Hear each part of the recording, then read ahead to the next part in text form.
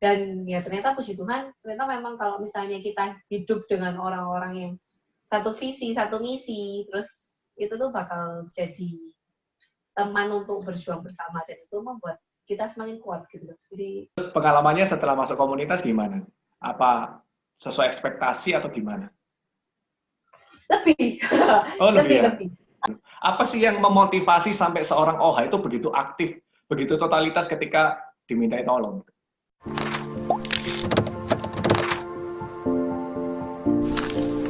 Oke, kita mulai aja ya. Kan nanti bisa di-record di IGTV. Oke, teman-teman, selamat malam semua. Welcome to OSMA yang ketiga. Pada kesempatan ini kita bersama dengan Olivia Handayani yang ibarat kata itu siapa sih yang nggak kenal OHA? Ketika aku upload itu bersama dengan OHA itu langsung beberapa komen, dan ternyata setelah konfirmasi bahkan aku tanya sama ceceku, C kenal OHA tuh ya? Langsung dia kasih respon kayak gini, siapa sih nggak kenal OHA ini? Mungkin selanjutnya nggak ada. Oke, pada malam hari ini kita langsung aja. OSMA ini apa sih? OSMA ini adalah obrolan santai memberkati sesama. Harapannya melalui OSMA ini cerita pengalaman yang menarik atau pengalaman yang bisa kalau diceritakan itu bisa memberkati orang lain. Itu bisa juga terjadi dalam OSMA ini. Jadi kita pada malam hari ini bersama dengan Olivia Handayani, atau panggilannya siapa? OHA. OHA. Nah, dia akan menceritakan bagaimana perjalanan hidupnya yang kemarin ketika koordinasi, menarik banget. Saya sendiri tuh jujur, ketika mendengarkan ceritanya dari OHA ini, oh amazing. Ceritanya benar-benar memberkati banget. Merasa di recharge secara rohani, secara iman, jadi worth it untuk disaksikan bersama-sama. Kita langsung aja mulai OSMA ketiga kita ini. OHA, kalau boleh tahu sekarang kesibukannya apa? Kesibukannya OHA adalah dokter gigi. Oh, dokter gigi. Apa ya? Dokter gigi. Kesibukan tuh kerjaan dokter gigi, tapi biasanya juga bantu-bantu di beberapa komunitas. Gitu. Selain itu, apalagi ya? Terus buat pocket scenes. Pocket scene. Buat pocket scenes.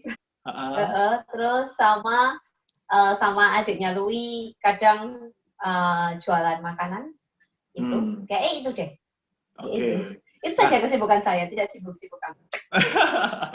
Oke, kita langsung lanjut. Terus kemudian pertanyaan berikutnya, sebenarnya sejak kapan sih OHA ini mulai berkecimpung dalam komunitas, dalam melayani, atau sejak dari kecil sudah aktif melayani? Enggak. Enggak. Kehidupan saya tidak semanis itu sih ya, sejak kecil melayani. Andai bisa, mungkin pengen ya. Tapi apa daya, pertama kali mulai kembali ke Tuhan SMA. Tapi mulai pelayanan nih baru waktu kuliah kayaknya. Waktu kuliah. Jadi semester pertengahan, semester 5 atau semester 7 gitu. Kayaknya pas itu baru mulai kenal Tuhan, baru mulai melayani lah ya, baru mulai dipertobatkan. Gitu, oke. Kemudian berapa bersaudara OHA? Tiga bersaudara, dan sebagai satu-satunya, satu cewek dua cowok, jadi aku cewek satu-satunya nomor 1 yang punya 2 asisten. dua adik yang ya, tapi secara nggak langsung kayak membantuku luar biasa dalam hidup. Jadi 1 cewek sama 2 cowok adikku. 1 cewek 2 cowok, oke. Terus kemudian tadi menarik ketika mulai di dalam mulai melayani itu waktu kuliah, betul ya Cik? Kira-kira bisa diceritakan nggak sih masa kecilnya seorang OHA, atau OHA kecil ini orangnya seperti apa? OHA kecil ini orangnya seperti apa ya? Sudah ini orangnya yang apa sudah ramai seperti ini? Sekarang. Atau gimana? Sekarang saya belum merasa dewasa, saya masih merasa kecil nih.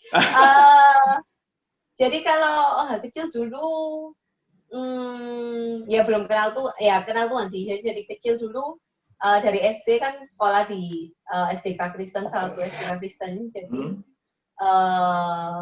lumayan sering ikut ibadah, soalnya kan dari kecil mama sama papa kan beda agama, jadi mama kan agama Katolik, papa agama Buddha, jadi kita beda, mama papa beda agama. Terus waktu kecil ya Ya aku sih. Aku sama adikku itu kan dulu sering diajak mama ke gereja toh. Tapi kita itu dulu waktu kecil tuh suka memberontak gitu ya. Suka maksudnya di gereja tuh either ribut aja atau kalau enggak sering makan di misa gitu loh. Jadi mamaku merasa dua anak ini agak annoying kalau dibawa ke gereja gitu ya. Jadi ya sejak saat itu gak dibawa ke gereja lagi dan mamaku jadi gak ikut misa gitu ya. Jadi pas kecil ya dibilang gimana ya tetap happy, sering main keluar, sering main sama anak-anak kampung. Dulu kan Kupang pasti kayak kampung gitu ya. Jadi masih banyak sawah-sawah kayak gitu-gitu. Bukan sawah sih, kayak banyak lapangan, rumput-rumput tinggi gitu loh. Jadi di Kupang pas itu di daerahku dulu itu masih sering main sama tetangga-tetangga, main hujan-hujanan. Jadi ya dari kecil memang sering keluar, memang rame sih, memang nakal sih rame, nakal.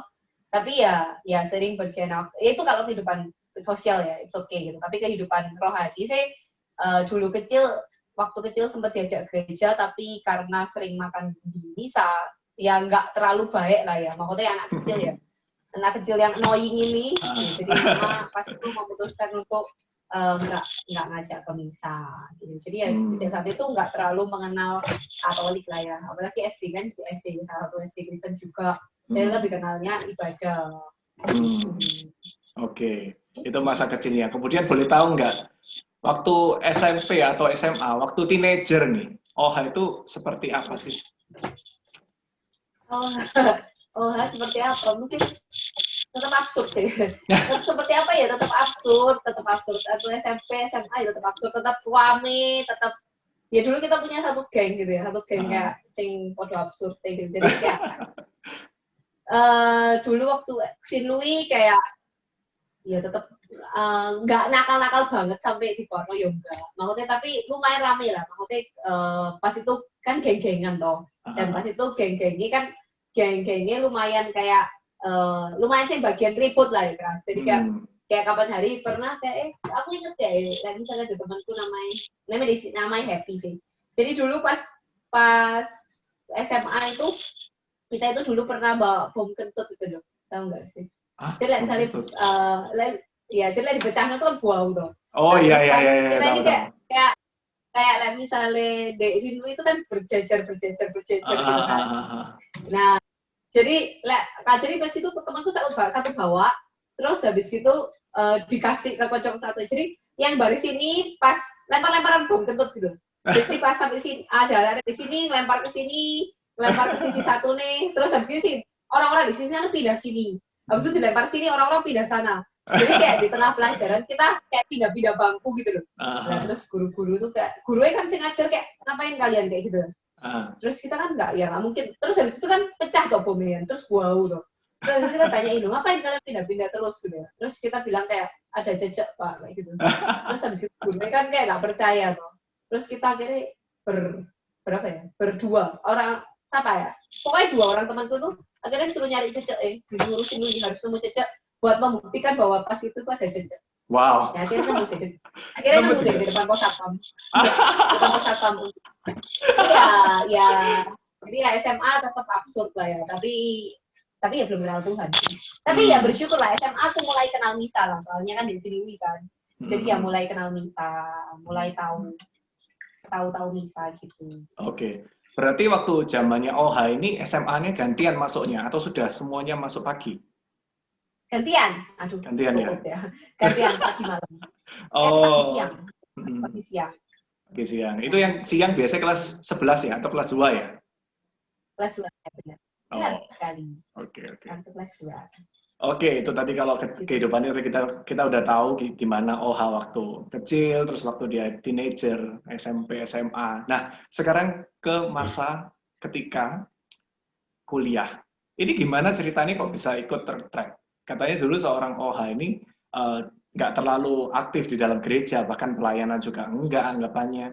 Terus gimana kok tiba-tiba itu bisa ikut sebuah retreat dan akhirnya kok bisa sampai sekarang ini aktif banget? Gimana? Dulu ikut retret soalnya semua orang ikut retret. Masa aku nggak ikut DWN. Jadi waktu itu angkatanku pada rajin kayak ikut SK3 Katolik Kristen gitu. Dan tiap tahun ada retretnya. Jadi kayak pas itu angkatanku lumayan banyak yang ikut retret dan teman-temanku pada ikut retret. Jadi ya ikutlah. Oh. Sendirian aku ngapain? Satu minggu. Yes, ikut bareng-bareng retret. Nah, ya terus? Ya udah, Okay. ikut retret. Nah, kan tadi OHA ini adalah dentist atau dokter gigi. Kenapa kok bisa ambil dokter gigi? Soalnya semua orang jadi dokter gigi. Soalnya semua orang di keluarga tuh kayaknya dokter gigi ya. Jadi aku ketularan jadi dokter gigi. Jadi dari kecil dulu semua saudara-saudara mama itu dokter gigi gitu. Jadi kayak tiap kali sincia, tiap kali ketemu keluarga, tiap kali pesta, selalu di meja itu ngomong tentang gigi gitu. Jadi kayak aku sing paling nggak nyambung gitu lah, misalnya nggak dokter gigi gitu ya. Jadi ya dari kecil kayaknya karena semua orang ngomong-ngomong gitu terus, jadi kayak termindset kayak oke, aku harus jadi dokter gigi gitu. Jadi ya dirayam gitu ya, sampai sekarang jadi dokter gigi. Nah, kan tadi 3 bersaudara, itu 3-3-nya dari dokter gigi semua? Enggak, satu jadi kontraktor sipil, satu jadi IT guy gitu. Jadi kita bertiga beda-beda pol. The only one dentist adalah OHA. Ya, aku aja. Yang lain tapi lebih hebat. Soalnya nggak bisa komputer dan nggak bisa matematika dan fisika, sampai itu sangat lama. Oke. Ya. Terus kita mulai masuk. Kalau misalkan dihitung-hitung dari tadi kan mulai ikut retret, kemudian ikut mulai melayani itu dari bangku kuliah. Nah, selama dari kuliah itu sebenarnya turning point-nya gimana? Apa sih yang akhirnya memutuskan seorang OHA itu untuk oke, aku setelah retret ini akan langsung stay komunitas atau gimana? Nggak stay dulu atau kemudian gimana ceritanya? Jadi aku 2 kali ikut retret waktu kuliah. Aku ingat. Jadi pertama kali aku ikut retret itu waktu kuliah pertama, ya jadi kayak wah Tuhan baik pol ya, kayak gitu. Terus habis itu nggak masuk komunitas gitu. Jadi ya ternyata langsung balik lagi ya, balik males doa, males apa ya balik lah. Namanya nggak ada teman seperjuangan tuh kan ya udah hilang gitu ya. Ya yang kedua akhirnya kan setelah retret kedua itu aku langsung dideketi sama anggota komunitas. Dia bilang kayak kamu habis ini harus langsung masuk sel loh gitu. Sama pembimbing komunitas, dia bilang kamu habis ini harus langsung masuk sel kayak gitu. Kalau supaya kamu termaintain gitu. Ya wes, jadi pas itu karena begitu retret, abis itu karena ya pembimbing komunitas yang ngomong ya, jadi ya aku langsung kayak takut sungkan ya nggak datang. Jadi ya mulai saat itu aku datang ke komunitas dan ya ternyata puji Tuhan, ternyata memang kalau misalnya kita hidup dengan orang-orang yang satu visi, satu misi, terus itu tuh bakal jadi teman untuk berjuang bersama dan itu membuat kita semakin kuat gitu. Jadi bisa bertahan sampai sekarang. Gitu. Oke. Terus kemudian berarti tadi pembimbing komunitas otomatis senior juga di dalam kuliah? Enggak. Komunitasnya kan komunitas luar pas itu. Jadi komunitas luar. Oke. Jadi waktu itu retretnya dilayani sama komunitas luar. Jadi dan pembimbing dari komunitas itu kayaknya pas pencurahan roh dia doakan doain aku. Terus habis itu dia bilang kayak kamu habis gini harus langsung masuk komunitas ya. Oke. Gitu. Oke, baiklah. Terus pengalamannya setelah masuk komunitas gimana? Apa sesuai ekspektasi atau gimana? Lebih. Lebih. Soalnya aku berharap, tak pikir ya aku ikut komunitas ya, bisa aku ikut komunitas saya kok. Tapi ya apa ketika kamu setia dan percaya sama Tuhan itu, Tuhan tuh kasih kamu lebih gitu. Jadi ketika ikut komunitas aku dapat lebih dari apa sih yang tak pikirkan gitu loh. Maksudnya ya ketika aku ikut Tuhan, aku tahu kalau aku jadi anak Tuhan yang baik gitu loh. Tapi kan itu standarku dong. Standarku jadi orang baik itu kan menurutku dewek gitu loh. Sedangkan ketika aku ikut komunitas, itu kan aku lihat orang baik itu standarnya nggak cuma dari standarku toh gitu loh. Standar orang baikmu, standar orang baik Louis, standar orang baik Erlina mungkin tadi, standar orang baik Vini tadi itu beda gitu. Tapi karena kadang aku merasa, oh ya aku cukup baik gitu ya. Tapi ternyata aku setelah masuk komunitas, oh ternyata enggak ya. Aku ini ternyata belum baik juga gitu. Jadi aku dapat lebih itu dalam sense aku bisa memperbaiki diriku lebih lagi gitu. Meskipun ya sambil terjatuh-jatuh ya. Cuma ya dari situ karena standar kebaikan itu tiap orang berbeda-beda, jadi aku bisa grow gitu loh. Jadi aku bisa grow. Nggak sesuai standarku, toh aku cukup baik gitu loh. Jadi karena kenal banyak orang, jadi bisa tahu standar banyak orang juga, terus habis itu bisa memperluas pandangan tuh. Jadi aku merasa kalau kamu cuma ketemu sama orang-orang A, B, C aja, itu pandangan kita nggak luas gitu. Tapi seiring berjalannya orang, ketemu masa lalu orang, ketemu cerita-cerita orang, kamu tahu bahwa dunia ini luas loh, besar, nggak sekecil sih kamu pikirkan, nggak sesempit dan nggak seburuk yang kamu pikirkan gitu loh. Jadi ya aku dapat lebih sih dari komunitas, lebih banyak lagi gitu loh. Dan ya, dan dengan kisah-kisah hidupnya mereka itu inspire aku buat lihat ke depan lagi juga. Nah, dulu aku bilang, ya wis aku mau mulih no keluargaku kayak gitu. Keluargaku belum terlalu kenal Tuhan gitu ya. Tapi aku nggak punya patokan gitu loh. Maksudnya saya di tengah-tengah aku kayak wis gak iso lagi. Tapi dengan aku lihat orang-orang komunitas tuh ternyata bisa gitu loh. Nah, Tuhan yang melakukan hal yang sama ke mereka, ya aku yakin Tuhan pasti lakukan hal yang sama di aku gitu. Jadi itu kayak jadi kekuatan aku buat terus maju kayak gitu. Kita mau dengar testimoni orang-orang ketika ditanya, itu seperti apa sih orangnya? Nah, ini menarik teman-teman, karena sebelum OSMA ini berlangsung, saya sempat tanya ke beberapa teman di dalam komunitasnya OHA, dan mereka memberikan komentar yang luar biasa. Yang pertama itu dikatakan seperti jamurnya Mario Bros. Jadi kayak nggak pernah habis gitu loh energinya. Terus kemudian ada yang bilang kalau OHA ini adalah seorang yang super baik, Paul. Dia nggak pikir dirinya sendiri, dia lebih mikir orang lain. Kemudian ada yang bilang kalau OHA ini patut untuk diteladani karena apa yang dia katakan itu juga yang dia lakukan. Terus ada yang bilang juga luar biasa, super top lah. Jadi, ini orangnya keren banget karena energinya banyak banget. Yang kasih testimoni itu banyak. Intinya adalah ini orangnya yang selalu ada, be there for you. Itu menurut teman-teman komunitasmu loh. Kalau mengatakan, ini selalu ada kalau misalkan kita butuh something. Banyak banget testimoni itu yang sempat waktu saya baca ini, ini keren-keren banget ini ya. Berarti ini kalau komunitas kan berarti lebih kenal daripada kita yang nggak gabung komunitas. Nah, tahu testimoni yang begitu luar biasa, wow, gimana seorang OHA menanggapinya? OHA semacam Indomaret. Semua ada. Bisa dibeli. Terima kasih, guys. Ya bersyukurlah, bersyukur maksudnya kayak kalau selama ini bisa jadi berkat gitu loh. Maksudnya kayak selama ini aku ya gak merasa aku setinggi dan sebaik itu. Maksudnya aku hanya berusaha melakukan apa bagianku buat Tuhan gitu loh. Kalau memang ada orang yang terberkati, puji Tuhan Paul, puji Tuhan Soro. Tapi basically aku flattered sih kalau bisa memberkati karena ya aku yang nggak menyangka sih maksudnya seorang OHA bisa memberkati. Soalnya dengan segala kelemahan, segala kekurangan dan masih kedepannya masih banyak yang perlu diperbaiki juga. Ternyata Tuhan masih bisa pakai gitu. Tuhan masih bisa pakai buat menolong orang lain gitu ya. Aku bersyukurlah buat penguatan teman-teman gitu. Jadi ya semoga aku bisa semacam Indomaret ataupun Redmi 24 gitu, untuk membantu lebih banyak orang gitu ya. Amin.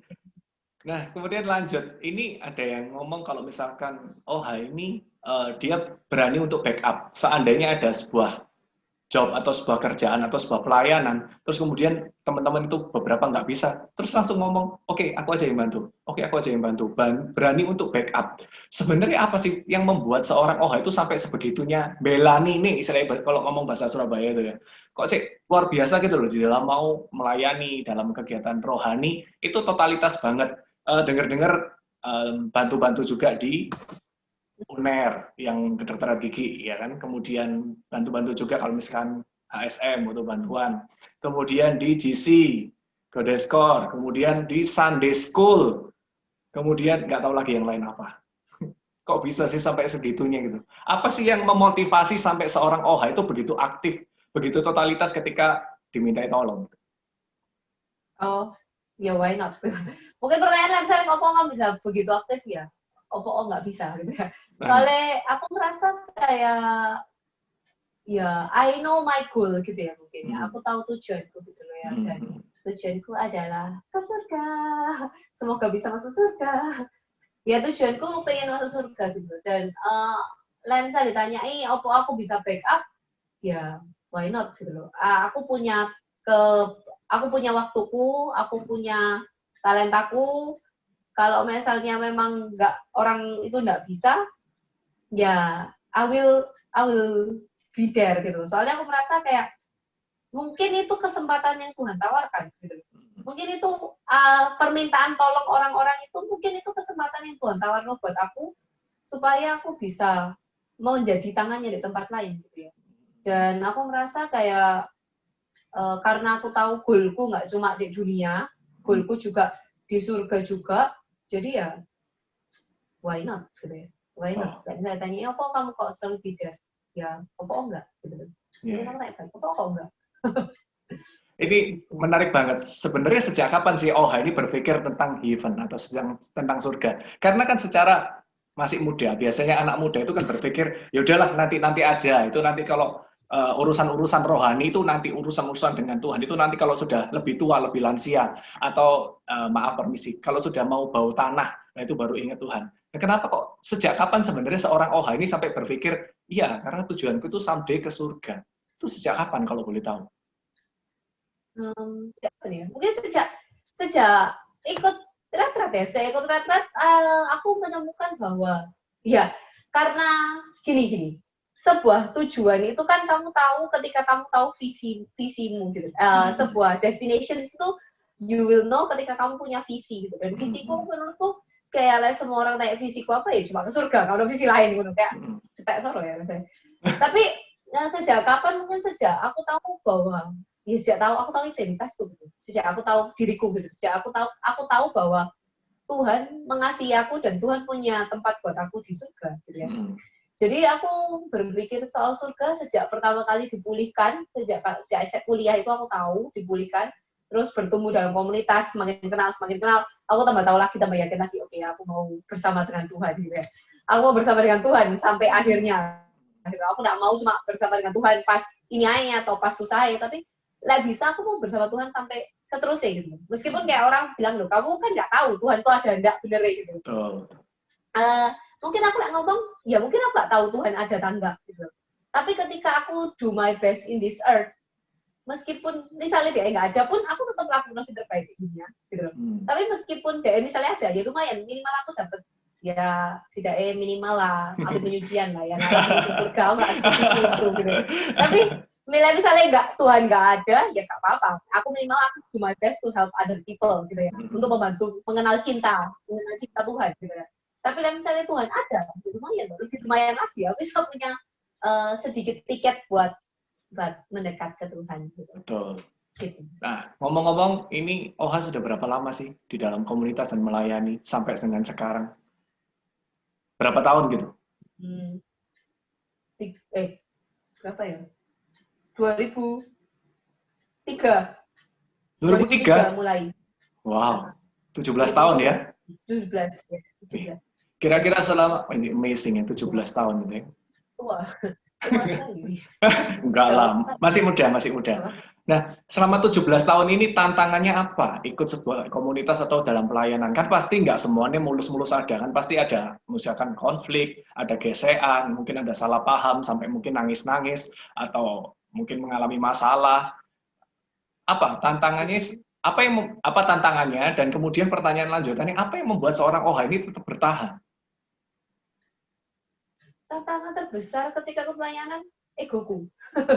Egoku sih sebenarnya enggak. Orang lain sih sebenarnya bukan tantangan sih, soalnya aku merasa kayak semua orang punya background masing-masing gitu. Yes. Tapi sih jadi tantangan terbesar menurutku egoku gitu loh. Ketika menurutku orang lain nggak bertindak seperti yang aku mau atau tidak bertindak seperti dengan yang aku pengen, itu menjadi sakit hati. Padahal ya itu bukan salah mereka ya, mungkin mereka nggak punya background yang sama seperti aku.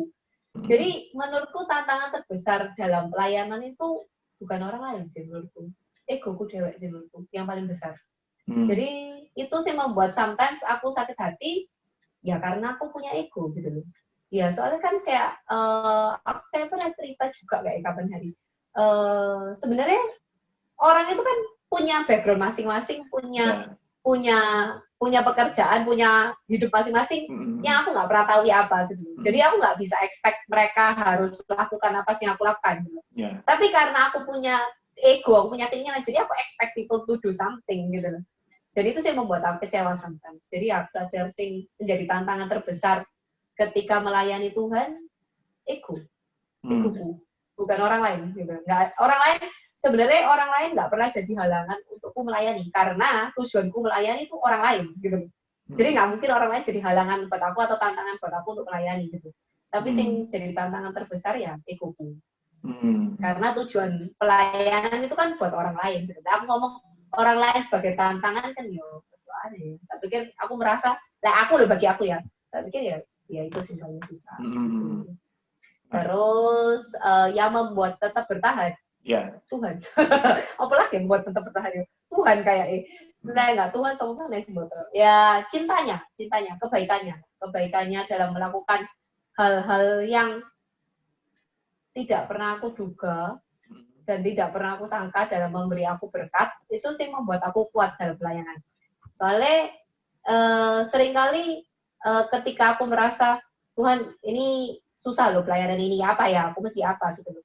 Ya aku tetap ingat tujuanku gitu, masuk surga, ingat Tuhan masuk surga, tujuan ini. Terus kedua, karena aku punya tujuan, jadi aku punya willpower gitu loh. Karena aku punya tujuan, jadi aku punya willpower gitu. Jadi ketika nggak kuat ya, aku ingat tujuanku lagi ya, aku jadi punya, oke, aku harus bangkit lagi gitu. Karena aku punya Tuhan sing selalu memberi pertolongan gitu. Dan ya mungkin klise ya, cuma bagi beberapa orang kan juga pernah merasakan ketika kamu down, ternyata Tuhan memberikan pertolongan at that exact moment gitu loh. Jadi dulu aku pernah kayak mulai kayak, desperate aku nggak iso nganu keluarga aku mana iki kayak biarkanlah mereka dengan ketidaktahuannya gitu, kayak lelah, kayak rasanya nyuruh mereka itu cak angel gitu. Membawa mereka cak angel gitu. Tapi pas di saat aku kayak jombak gitu, pas aku pulang, pas itu kayak pas berapa tahun lalu gitu aku lupa. Pas aku pulang, pas adikku si cilik gitu. Jadi pas aku pulang, moro-moro adikku si kecil tuh ngasih aku buku doa, disampul sama dia. Ya meskipun dia nggak ada maksud sih, sebenarnya dia nggak terlalu ngefek dia. Cuma ketika dia kasih buku doa itu, aku merasa kayak itu kayak Tuhan tuh kayak ngomong gitu loh, kayak oh ya keluargamu ini sebelum hari loh, si Isa loh. Jadi kayak dari hal-hal seperti itu sing membuat pertolongan Tuhan yang tepat pada waktunya tuh sing membuat aku bisa bertahan gitu. Gitu. Oke, wah ini menarik ya. Jadi masih banyak cerita-cerita tentang OHA, bagaimana dia selama ini pengalamannya gimana aja, masih ada. Teman-teman diikuti aja, nanti disaksikan lanjutannya gimana. Itu blessing banget, pasti memberkati banget. Nah, kayak Andre Gunawan famous, jadi aku agak grogi. Enggak lah, CC lebih famous lah.